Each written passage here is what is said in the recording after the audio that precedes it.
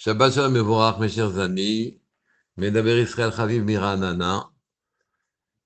Nous sommes Parashat Toldot, c'est 1781. Et les psukim vont nous donner une ségoula particulière, une kavana particulière qui feront que nos tfilotes vont être exaucées. Donc on va en parler un peu plus loin. Mais avant, je voudrais vous poser quelques questions sur les psukim. C'est marqué Ve'ele Toldot Yitzhak ben Avraham, Avraham au lieu de Yitzhak. Voilà, voici les Toldot de Yitzhak, le fils d'Avraham.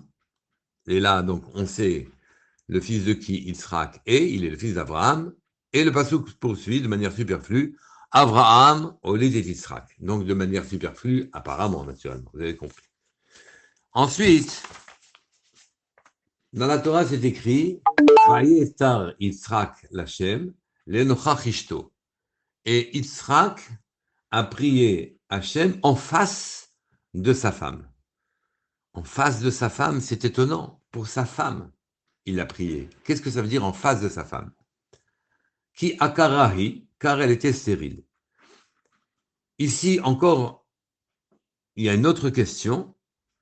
C'est pour quelle raison la cause suit la conséquence? Le pasuk aurait dû écrire en toute logique, puisque Ishto qui a Karahi, sa femme, puisqu'elle était stérile, alors, Vayatar Yitzhak Lachem. Yitzhak a prié Hachem, puisque sa femme était stérile. On dirait qu'en vérité, grâce à la stérilité de Rivka, finalement, Yitzhak a eu à prier. C'est ça, Vayatar Yitzhak Lachem, le Nochach Ishto. Yitzhak a pu prier en face de sa femme, puisqu'elle était enceinte. Donc, c'était l'occasion, en quelque sorte, de prier. Vayater lo Hachem, et Hachem, lui, a écouté sa prière à lui, Vatahar Rivka, Ishto, et Ishto, sa femme, donc Rivka, a eu un enfant. Donc, je reprends. C'est marqué, Vele Toldot Yitzhak ben Avraham, Avraham olite Yitzhak. Naturellement, tous les Chachamim remarquent que c'est effectivement superflu, après avoir dit qu'il était le fils d'Avraham, de souligner que c'est Avraham qui l'avait enfanté. Rashi donne deux réponses, mais une des deux réponses est intéressante. Dans Rashi, la première des réponses qui est donnée dans Rashi, c'est les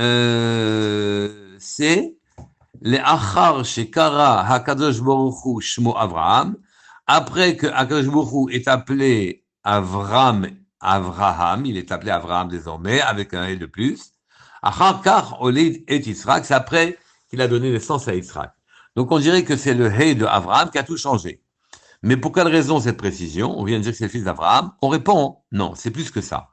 C'est que toute la postérité de Yitzhak, Ve'ele Toldot Yitzhak ben Avraham, le fils d'Avraham, sont dues au fait que c'est Avraham et pas Avram. Donc Avraham, c'est le « et » de Avraham qui a été Olid, qui a pu donner naissance à Yitzhak. C'est-à-dire que les Chachamim nous exposent. Et notamment, le Degel Mochal Ephraim expose des parachats de Bereshit. Et il dit que toutes ces Sefer Toldot Adam, en fait, la postérité de l'homme est due à l'existence, le fait que la Torah allait descendre sur terre. Pourquoi? Parce que la Torah a la possibilité de changer le mazal. La terre s'est pervertie. Et donc, elle a pris des mauvais chemins. Et donc, naturellement, un mazal moins agréable est né sur terre. Ce mazal qui est moins souhaitable est né sur terre. Il a fallu le corriger, puisque c'était quelque chose qui apparemment était inéluctable. Mais, Akadosh Baruch Hu a dit à Avraham ne peut pas enfanter, Avraham va enfanter. C'est-à-dire que le « He » de Avraham, qui est une allusion, un remèze au Chamisha Chumshe Torah, aux 5 livres de la Torah, ce « He », la Torah, va changer tout. Par la Torah, tout peut changer. Le mazal peut se retourner. Le mazal qui a été créé par les péchés que les hommes avaient fait sur terre peut aussi se retourner, et c'est la Torah qui va permettre de le faire. Donc, Abraham a eu un enfant quand il s'est appelé Abraham. Mais c'est pas seulement ça. C'est que toute la postérité de Yitzhak et de tous les Juifs d'une manière générale, après Yitzhak, on va la devoir à ce « He » de Abraham. C'est parce que quand Abraham a instauré cette ségoula, enfin, a instauré son hé, il a eu un hé dans son nom, à partir de ce moment-là, et a été enraciné, il a hérité aussi, il a fait hériter aussi à sa descendance, qu'il pouvait, en prononçant des mots de Torah et en priant Hachem avec des lettres, des mots de Torah, il pouvait arriver à, et avec naturellement leur Maasim Tovim, qu'il pouvait à ce moment-là donner naissance à Yitzhak et changer le cours des choses. Finalement, Rivka était à Kara, elle était stérile, Yitzhak aussi l'était. Mais à partir du moment où il hérite de l'aptitude, grâce au hé de Abraham, par les lettres de Torah et par les lettres des mots de la Tfila, de changer les situations qui sont pourtant tracées par le Mazal, par la normalité des choses, oui. Alors à ce moment-là, il devait, le Passouk veut les souligner, que Yitzhak devait sa postérité à Abraham. Voici la postérité d'Yitzhak, le fils d'Abraham. Abraham, quand il a eu son ré, oui, a donné naissance à Yitzhak, et donc toute la postérité d'Yitzhak est liée effectivement à ce ré. Je voudrais rajouter autre chose, oui. C'est marqué Yitzhak Lachem, le Nochach Ishto. Il a prié en face de sa femme, qui est Akarahi, parce qu'elle était stérile, et c'est marqué Vayater lo Hachem. Hachem a écouté plutôt Yitzhak que Rivka quand il l'a imploré. Et vous comprenez très bien que c'est normal qu'il ait plutôt écouté Yitzhak et entendu la prière d'Yitzhak, parce que Yitzhak était le descendant d'Abraham, qu'il était lui l'héritier des Hamiché, Chumshetra, enfin de ce que le Hé allait donner en se déployant, c'est-à-dire les 5 lettres de la Torah, et qu'à partir du moment où les lettres de la Torah nous donnent des mots et des tfilotes à prononcer, à ce moment-là, on peut inverser et changer le mazal. Donc lui avait une capacité, une attitude, une aptitude à modifier les choses qui étaient convenues, et donc c'est lui, naturellement, qui a été exaucé.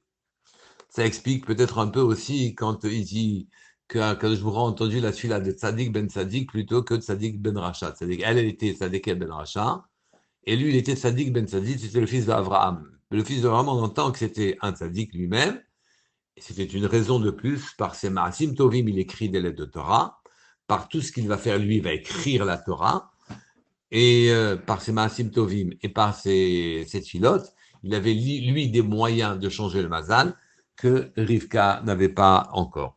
Je voudrais rajouter quelque chose d'autre. Quand on te dit Vayater Yitzhak Lachem, le Nochach Ishto, il a prié en face de sa femme. En face de sa femme, l'expression est étonnante. Il a prié pour sa femme. Pourquoi en face de sa femme? Et je vous ai déjà souligné tout à l'heure que la cause est précédée par la conséquence, qu'il a prié parce que sa femme était enceinte. Comme si, enfin, l'occasion était donnée à Yitzhak de prier parce que sur terre, il y a un manque. Et que donc, le manque a suscité une fila. Il faut comprendre qu'en vérité, depuis que le monde est monde et que les hommes l'ont abîmé, alors à ce moment-là, naturellement, un mazal mauvais est sorti, mais surtout ça a empêché la shrina, la présence divine, de descendre sur terre. Et donc, les défauts des hommes et leur manque sont là pour souligner aussi les défauts et les manques de la shrina. La shrina, pour descendre sur terre, elle s'est éloignée à cause des défauts des hommes, elle s'est éloignée, elle leur souligne qu'ils ont un travail à faire, travailler naturellement sur leurs défauts, mais ils ont reçu ces manques-là. Chacun reçoit des manques personnels. Et que ces manques personnels, c'est le travail que lui seul est capable d'accomplir. Il l'accomplit pour s'améliorer, mais en s'améliorant, il fait descendre la shrina sur terre. Et donc, chacun a des défauts calibrés, personnels, qui lui permettent de prier pour qu'il s'en débarrasse, et faire des maratim tovim pour qu'il s'en débarrasse. Mais en s'en débarrassant, c'est lui qui doit faire ce travail spécifique pour faire descendre encore Hachem sur terre. Et donc, la détresse d'un homme est en quelque sorte le reflet de la détresse de la shrina qui n'arrive pas à descendre. Akash Baruch Hu n'arrive pas à descendre sur terre à cause des défauts des hommes, à cause des maux qu'ils infligent s'ils s'infligent les uns les autres. Et donc, ici, quand Akadosh Baruch Hu fait naître quelqu'un avec des défauts spécifiques et précis, avec des manques spécifiques et précis, c'est qu'en vérité, il veut lui souligner que ce sont ces manques-là et ces soucis-là que la Shrina a, que la présence divine a pour descendre sur terre. Et qu'il attend de l'homme qu'il combatte ses défauts, qu'il devienne un sadique et qu'il sente une détresse dans un manque pour qu'il vienne prier. Et quand il viendra prier en prononçant des mots et des lettres de Torah et qu'il il se rapprochera lui-même d'Hachem et qu'il rapprochera Hachem de la terre, alors il satisfera à ce que souhaite la Shrina redescendre sur terre, il la satisfera car lui-même avait en charge de combler ses manques à lui, qui sont les manques de la Shrina, sa détresse à lui qui est la détresse de la Shrina, et à ce moment-là, il fait descendre encore un peu plus Hachem vers nous. Et c'est la raison pour laquelle quand on prie, on ne doit pas seulement prier pour que nos manques et nos problèmes soient résolus.